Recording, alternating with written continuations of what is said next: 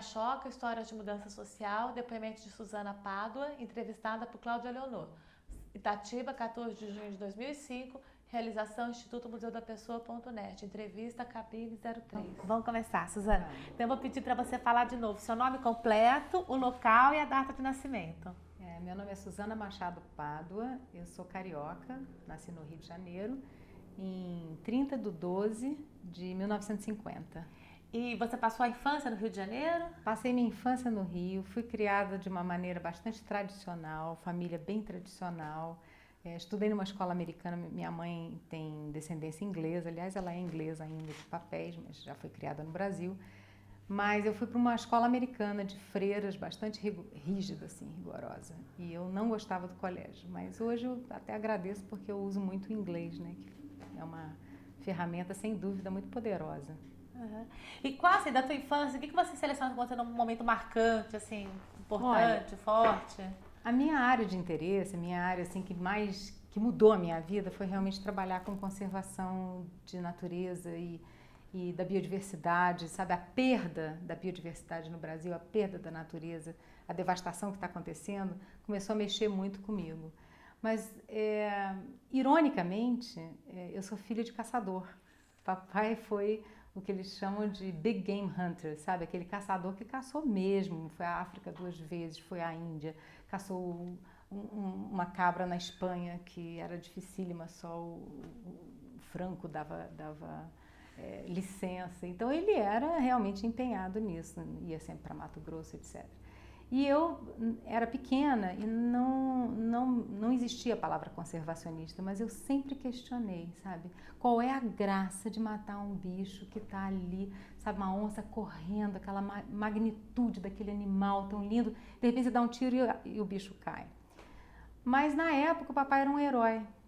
E eu acho que os valores mudaram. Hoje um caçador não seria mais um herói na nossa sociedade, porque não cabe mais, né? O mundo mudou, a realidade mudou. Hoje você tem, assim, todos esses animais estão contados, né? E com os dias contados se a gente não fizer alguma coisa a respeito. Então a gente começou, quer dizer, a minha grande mudança na minha vida foi a partir realmente da preocupação da conservação da biodiversidade. Mas com isso veio um outro olhar também para a vida humana. Porque eu fui criada no Rio, como eu te falei, de uma forma bastante tradicional, onde você sinceramente não via, não tenho nenhum orgulho de falar isso, mas a gente não via pobreza. Uhum. Entende? O seu olhar não era assim, treinado para ver a realidade, às vezes muito ao seu lado. Que bairro você morava? Então, eu morava na Gávea, ao lado da favela da Rocinha, né, de outras favelas inclusive, e a gente não percebia essa distância social. É claro que tudo isso agravou, né? Da mesma maneira que agravaram-se os problemas ambientais, agravaram-se também os gaps, né, as distâncias entre ricos e pobres hoje é muito acentuada.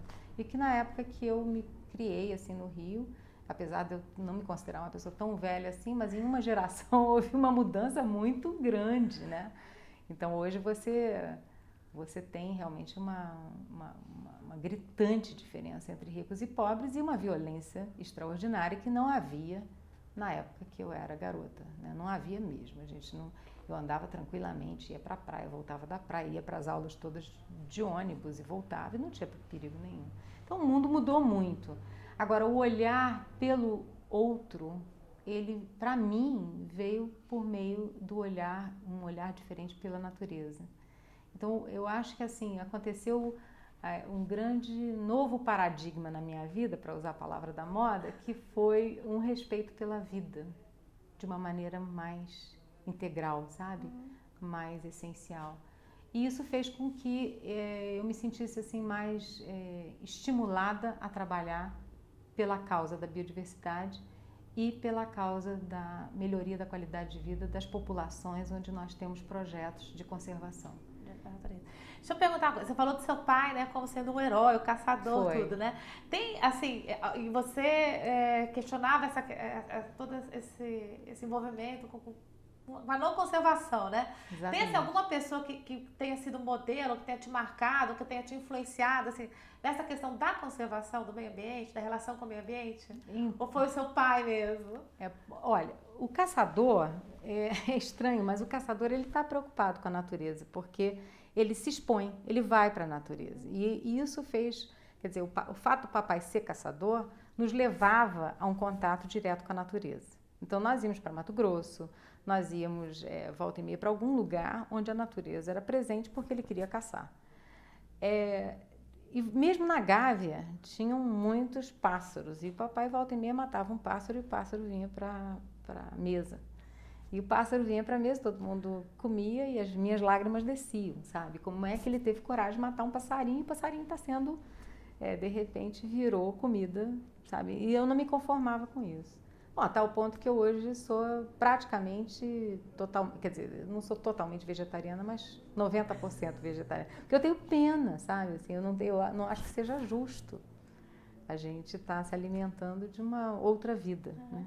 E você conversava isso com seu pai? Conversava. Ele achava graça, né? Ele achava...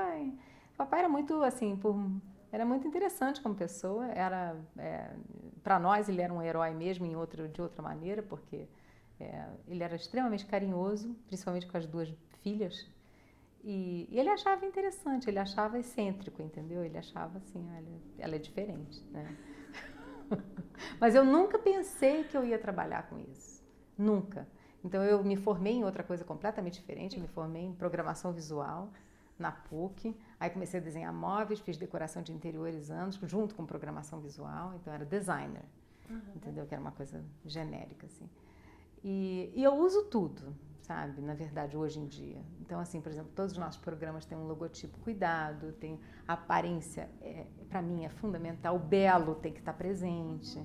Sabe? Então, cuidado. A gente tem um centro de educação, que na verdade foi como eu entrei para a Choca, por conta de querer fazer essa educação para conservação mais amplificada.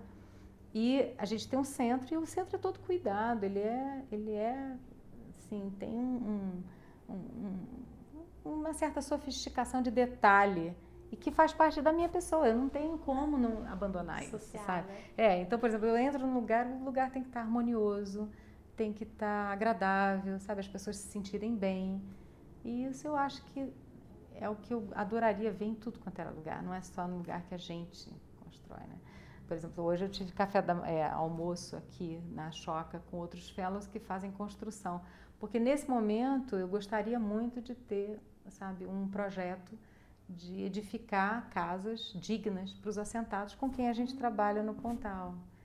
Então não para, entendi? E eu falei para eles, eu não quero só uma casa, sabe? Não é só uma casa que seja melhor para eles morarem, que tenha uma vida digna. Eu quero isso em primeiro lugar, mas eu quero uma casa bonita também, que eles tenham orgulho, sabe? Com varanda, com jardim, sabe? Então isso para mim faz parte. E Suzana, em que momento assim que você começou a deixar o design de lado e começou a trabalhar efetivamente com meio ambiente, conservação? Olha, o responsável pela grande mudança foi o meu marido, que aliás o Museu da Pessoa já entrevistou. Quem é? Cláudio Pádua. Entrevistou, eu não me lembro, agora recentemente. SOS Mata Atlântica. Provavelmente. Então o Cláudio era formado em administração de empresas e ele também é filho de uma família mineira, política, tradicional, e a família toda achou que ele era maluco, que estava largando toda uma vida mais estável para ir trabalhar por um ideal que era a conservação da natureza no Brasil. Mas ninguém levou ele a sério, ele voltou para a universidade, estudou biologia e aí ele foi fazer mestrado, doutorado fora. E a grande mudança foi quando ele foi coletar os dados do doutorado dele no Pontal do Paranapanema. Então o Pontal para nós é uma escola, porque foi onde tudo começou, é um símbolo. E o mico-leão preto, que foi a espécie que ele estava estudando, que é uma espécie altamente ameaçada, que vive em São Paulo, numa determinada região, porque, coitado, quase todo o habitat dele se foi. Mas a gente foi morar lá e foi para mim um choque muito grande, porque a gente estava vindo dos Estados Unidos com uma mudança, uma vida muito confortável, e de repente estava morando num casebre, no meio do mato, dentro da reserva, que era, na verdade, é um parque estadual do Morro do Diabo. E a vida era muito sem conforto, muito terrível, muito, muito. No início foi horrível. Mas, então assim, eu chorei muito no início, achando que eu ia fazer minha mala embora. Mas eu comecei a trabalhar com educação ambiental, percebendo que as pessoas achavam que por que não cortar tudo para fazer uma fazenda de gado, porque isso para mim não serve para nada. Isso me doía profundamente, porque eu sempre tive essa ligação forte com a natureza. E aí eu comecei a trabalhar com educação ambiental e tentando passar para as pessoas essa noção de orgulho, sabe? Vocês moram ao lado de uma área que sobreviveu e que é uma das poucas ainda que restam e com várias espécies ameaçadas. E a gente não vai salvar nada se as pessoas não tiverem esse senso de orgulho, de pertencimento, sabe? E de vontade, de empenho, de serem motivadas o suficiente para trabalharem por essa causa. E foi assim que a minha vida mudou. Aí eu comecei a trabalhar com educação ambiental, que não era a minha área. Fiquei totalmente apaixonada. Acabei fazendo mestrado. Como é que você fez assim, para colocar essa ideia em prática? Bom, eu estava fazendo um mestrado nos Estados Unidos, que eu tenho energia demais, e senão eu entro em depressão.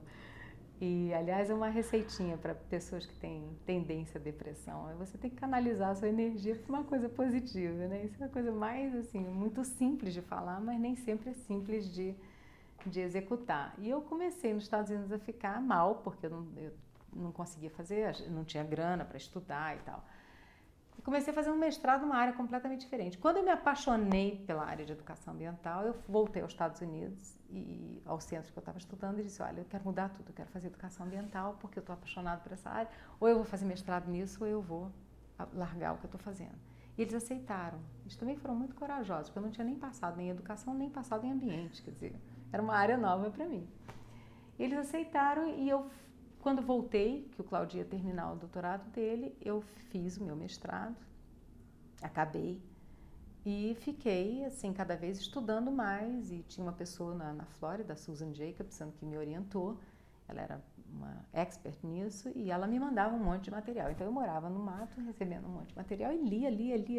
E usei muito bom senso e muita intuição, sabe? Depois eu fui ver que várias coisas que eu tinha feito tinham várias teorias dizendo que aquilo estava correto, mas foi o lado inverso, entende? Eu não estudei para depois ir fazer, eu fiz e depois eu fui atrás de ver como é que eu podia melhorar. O que mudou a partir daí na sua vida? Absolutamente tudo. Foi um grande momento, sabe? Foi um dos momentos mais duros.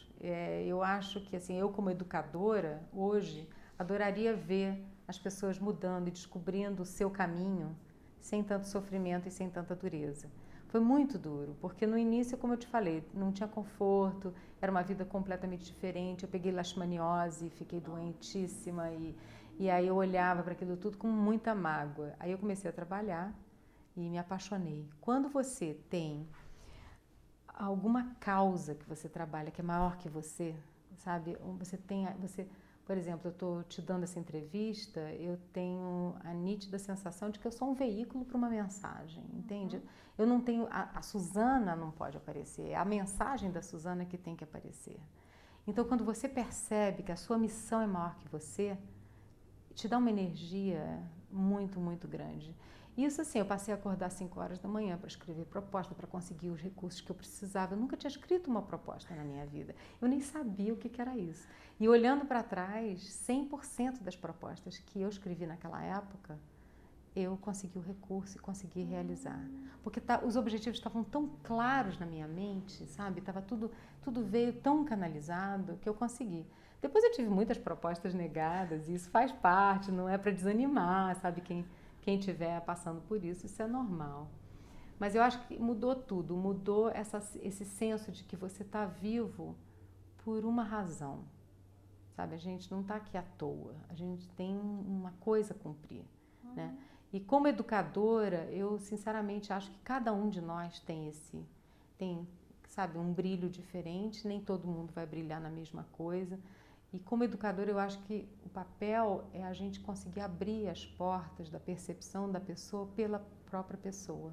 Sabe, aonde é que eu me sinto bem? Onde é que meu coração bate? Onde é que meu olho brilha? E é nisso que a gente tem que ir atrás. E aí a felicidade, que uma outra palavra mágica. Eu acho que a gente não foi criado para ser feliz, a gente foi criado para, de algum jeito, responder uma expectativa, né, da sociedade, etc.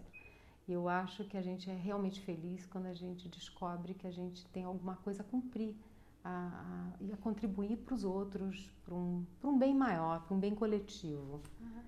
Me fala uma coisa, quando você começou esses projetos, né, seu primeiro, segundo projeto, quais eram, assim, como você chegava nas famílias, como que isso se organizou na prática, assim, esse pensamento todo seu, assim, essa saída assim, do mestrado, né, da coisa mais, vamos dizer assim, intelectual, mais pensada e para prática? O mestrado não foi exatamente intelectual, não, ele foi na prática, porque assim, meu medo era tão novo todo esse mundo acadêmico para mim, que, por exemplo, eu fui fazer entrevistas na comunidade para entender um pouco da realidade da comunidade. E, na vez de fazer 30 entrevistas, eu fiz 500, sabe? Então, eu ia de 5 em 5 casas para ter aquela visão. Ai, não, meu Deus, e se eu errar? Isso vão dizer que eu estou tendenciando, sabe? Então, assim, foi um exagero, mas, na verdade, foi muito interessante, porque eu consegui compreender mais a realidade onde eu estava trabalhando. Então, eu não parti de pressupostos nossos, sabe? A gente veio com a ideia de conservação. Isso era a minha base. Mas eu tinha que compreender o que era aquela comunidade onde eu estava trabalhando. Que comunidade que era? Teodoro Sampaio, a cidade é Teodoro Sampaio, fica no Pontal do Paranapanema. É o segundo lugar mais pobre do Brasil, de São Paulo, do estado de São Paulo. E depois, anos depois, veio toda a migração maciça do MST. E aí é uma outra história, que na verdade tem um outro fellow da Choca, o Lauri Cullen Jr., que trabalha diretamente com essa questão dos assentados, porque a minha questão foi muito mais educativa, né? Mas eu comecei assim, trabalhando primeiro com as escolas. Primeiro eu fui ao prefeito, só para você ter uma ideia, eu fui falar com o prefeito que eu queria oferecer um programa de educação ambiental. E aí eu preparei trilhas no parque e programas no parque para visitação pública e visitação estudantil. E aí o prefeito provavelmente achou que eu ia pedir coisa para ele e me deixou esperando 4 horas. Só que eu tinha levado um livro, fiquei sentada, lendo e tal. E aí quando eu cheguei para falar com ele, ele disse, mas você não veio pedir nada? Eu falei, não, eu vim te dizer, porque eu não queria que você soubesse por outras fontes que eu estou aqui, eu sou de fora, né? Eu sou carioca e tal, estou morando aqui, vou morar aqui por um tempo. Eu queria desenvolver um programa e eu queria que você soubesse que esse programa vai acontecer. Daí para frente eu tive um aliado, né? Mas aí você começa assim, olha, no início, para falar em público, eu não podia pegar o papel porque eu estava tremendo, eu ia falar para os professores, eu tremia. Aí eu comecei a falar na rádio, a fazer programas na praça pública, sabe? Aí, outra coisa interessante, eu passei a descobrir que em regiões pobres como Pontal, não tem lazer, né? Então eu fazia lazer ecológico. Então, festival de música ecológica, concurso de camiseta ecológica, na noite de lambada, fechava a rua principal numa maior lambada, isso era em anos 89, 90, em plena lambada. E assim, aí comecei a descobrir que o lazer atrai muita gente. E você passa a mensagem, quer dizer, na hora do meio do concurso, no meio da lambada, eu pegava o microfone, aí já estava totalmente sem vergonha, e dizia, olha, sabe, isso aqui tudo pertence a vocês, a gente só está fazendo isso porque isso é um patrimônio, e vocês precisam ajudar a gente a conservar, porque senão não vai sobrar nada, mas eu não vou ficar aqui para sempre. Mas isso aqui tem um potencial enorme. E em que momento, assim, esses primeiros projetos se transformaram no IP? Então, o que aconteceu foi assim, no início a gente sempre acreditou em ter estudantes. E os primeiros estudantes, às vezes, davam até mais trabalho do que ajuda. Os estagiários, às vezes, brigavam porque um tomou água gelada do outro da geladeira e coisas assim, mas isso faz parte. Depois começaram realmente a entrar estagiários, até o Lauri, que hoje é fellow também da Choca, veio como um estagiário ainda na graduação. E o IP hoje tem quase 70 pessoas. E a história do IP, ela vem com estudantes, eles vinham para fazer estágio. Hoje, por exemplo, uma pessoa que trabalha comigo já há 15 ou 16 anos, a Gracinha, ela é de Teodoro. E, assim, família muito simples, e hoje ela está acabando o mestrado na USP. Ela ficou 1 ano na Universidade de Colômbia, porque a gente incentiva o crescimento profissional de todos. E eu acho que um dos segredos do IP é esse. Mas a gente começou, éramos 3 pessoas, era o Cláudio, o Mateiro e eu. Aí vieram estudantes, alguns estudantes ficaram, como a Cristiana, que até hoje está com a gente, foi a primeira estagiária nossa que ficou. E tem, quase 20 anos que está com a gente. Então, esses estudantes que vinham e que foram estudando, fazendo mestrado, doutorado, né? A gente está com um grupo bem legal, bem forte, poderoso. E eles, de repente, a gente percebeu que não dava mais para manter como o projeto Mico-Leão Preto. Porque já vários estavam aí desenvolvendo outras frentes de trabalho, por conta própria, para os seus mestrados, etc. E a gente precisava profissionalizar a instituição. Então, foi assim que a gente criou o IP em 92, que é Instituto de Pesquisas, é IP-, que a gente queria homenagear a árvore. Então, é IP, Instituto de Pesquisas Ecológicas.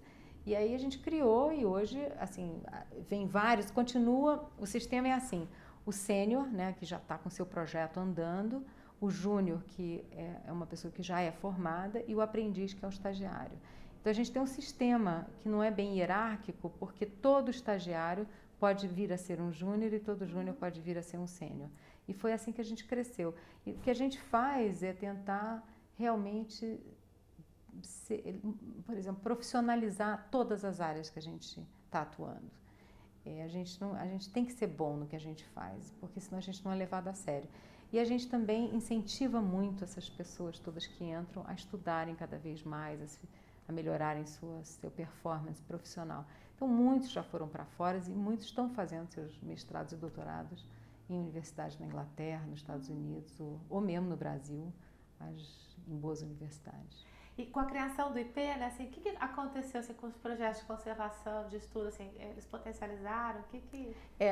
O IP, ele formalizou uma coisa que já estava acontecendo, que era esse grupo integrado, né? Mas tem 1000 histórias. Um dia eu vou ter que sentar e escrever as histórias. Por exemplo, tinha um computador, que era o meu, e fila de gente. Olha, passou da tua hora, pelo amor de Deus, eu preciso fazer alguma coisa, sabe? E tal. E era assim, um carro, que era o meu, e assim por diante. Então, era assim, as reuniões, às vezes, quando tinha papel demais, era em cima da minha cama de casal, porque era o lugar que a gente ia para espalhar mais. Então, era tudo muito, uma vontade grande de fazer as coisas, o recurso muito pequeno. E era assim, um grupo muito empenhado, muito comprometido, mas muito incipiente, sabe? Depois é que a gente começou a realmente a conseguir recursos mais estáveis, vamos dizer assim, para os projetos continuarem.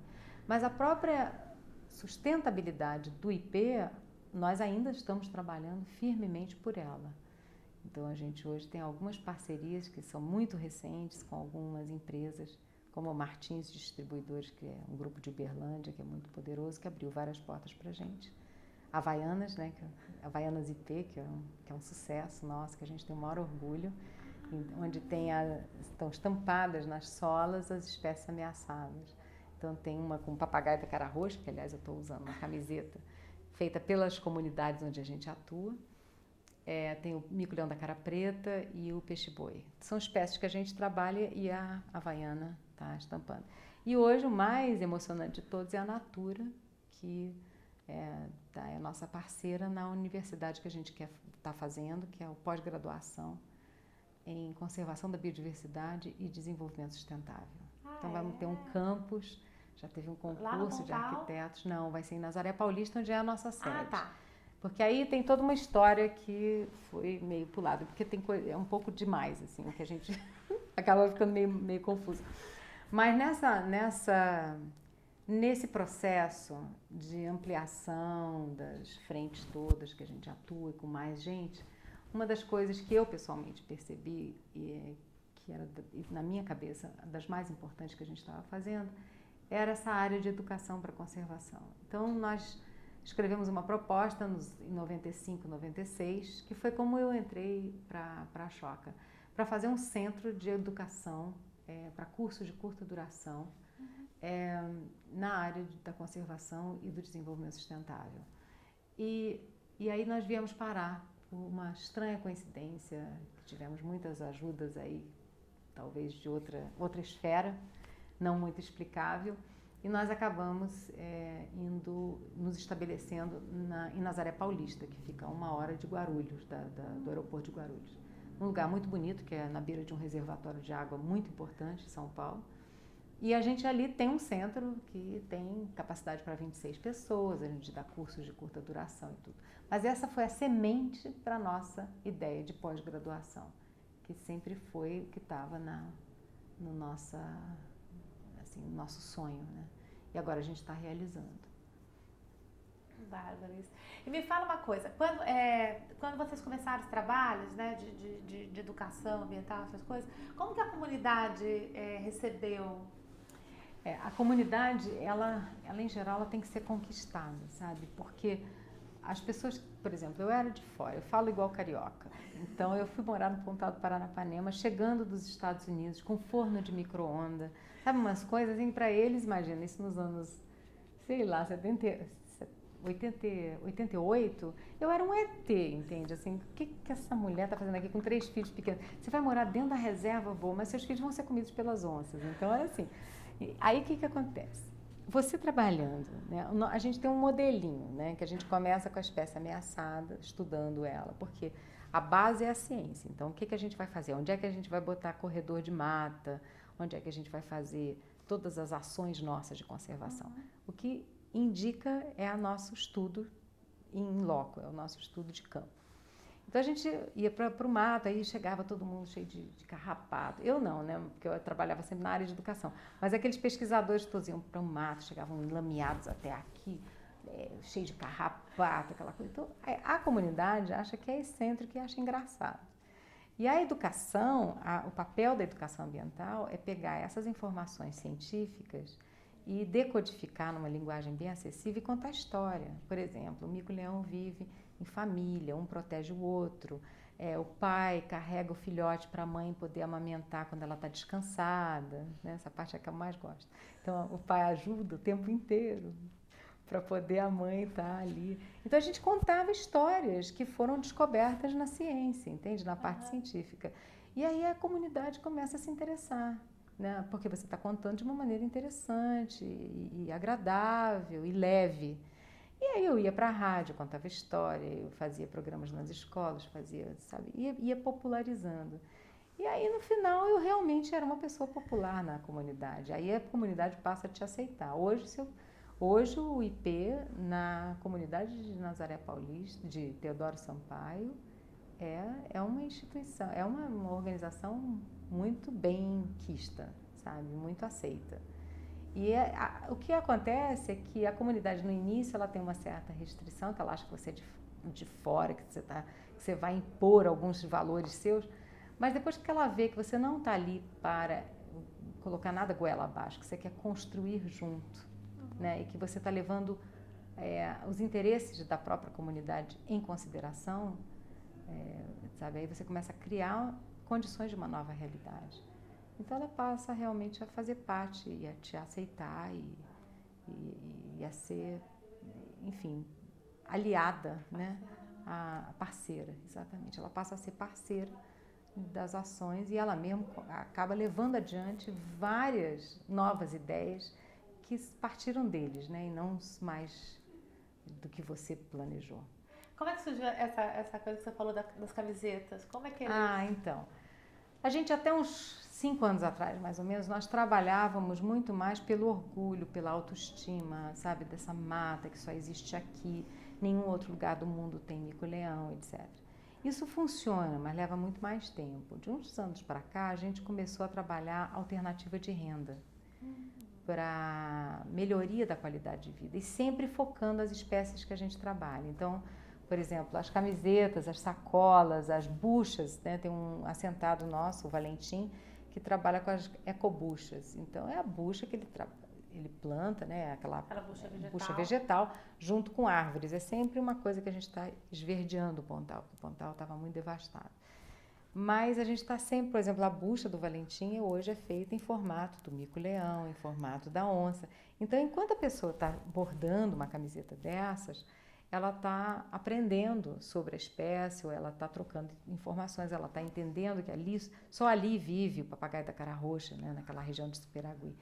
Então ela passa a valorizar mais e ao fazer a camiseta e ganhar um pouco de dinheiro com a camiseta, fica um processo de todo mundo ganhar, né? A natureza ganha, porque tem mais aliados, a comunidade está ganhando, então vai melhorar a qualidade de vida deles.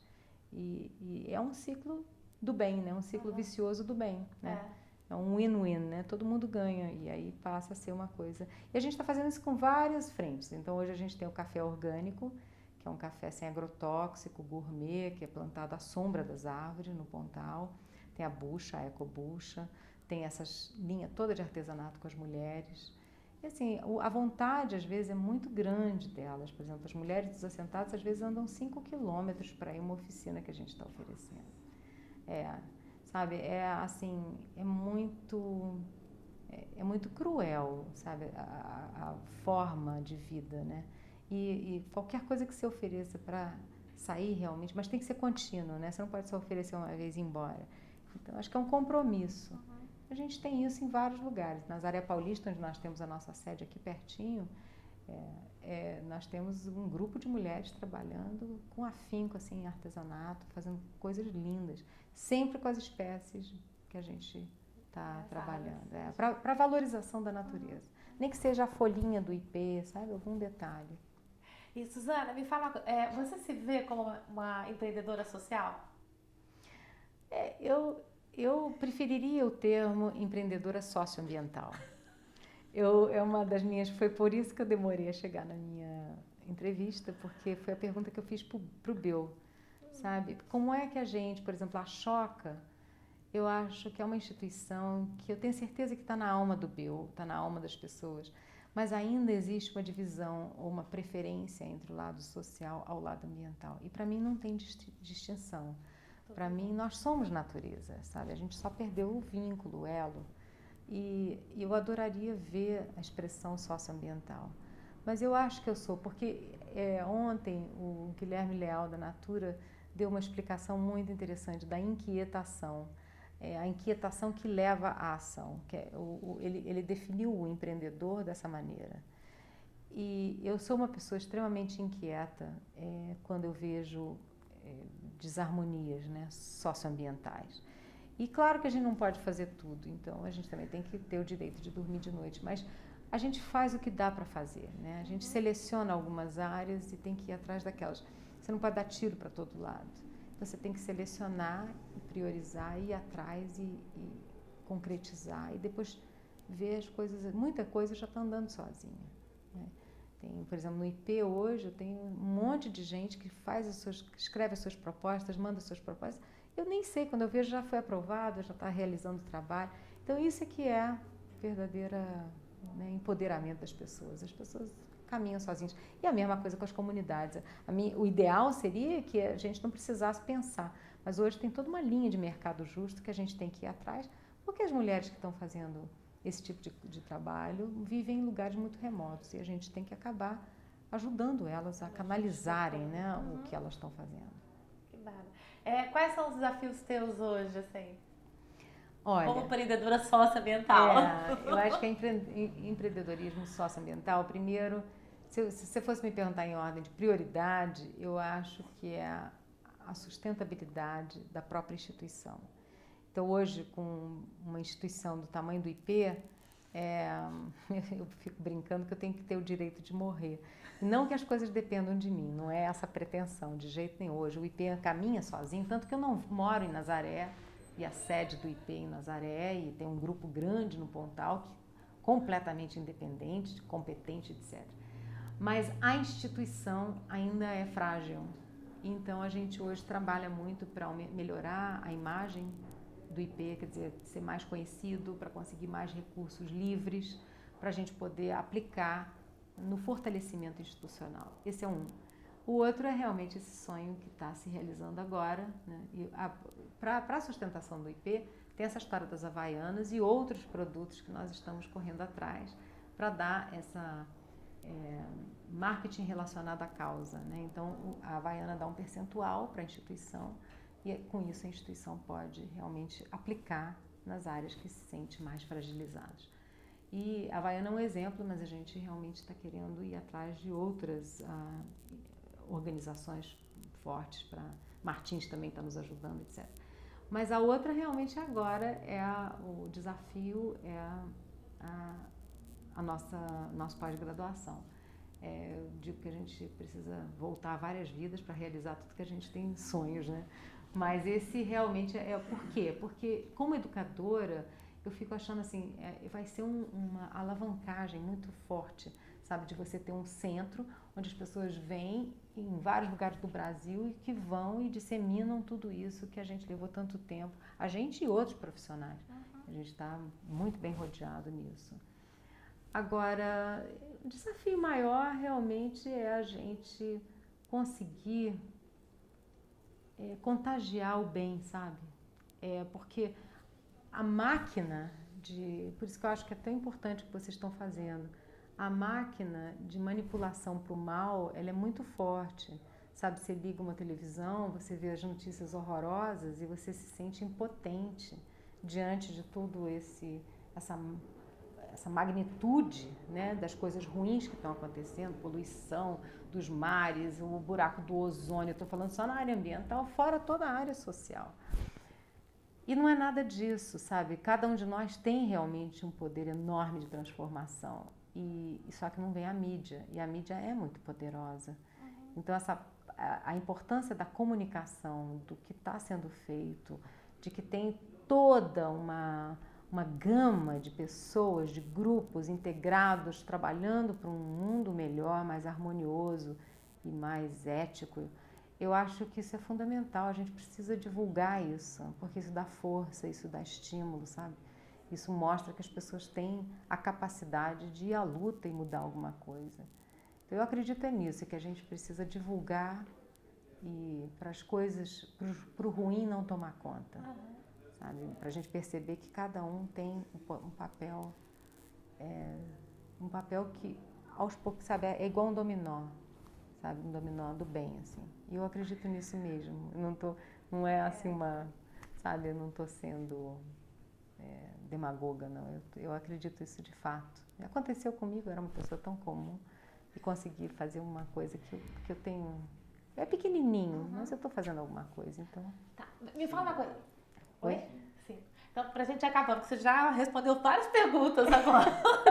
Eu vou falando. Eu tô achando ótimo. Pra gente finalizar, Suzana, assim, quais são as características de um empreendedor socioambiental, mas assim, de personalidade, assim, que você acha que você tem, que você acha importante, assim, que quando você se tornou fellow, enfim, assim, quais são as características? Olha, eu posso olhar, eu posso te dizer também alguns interessantes.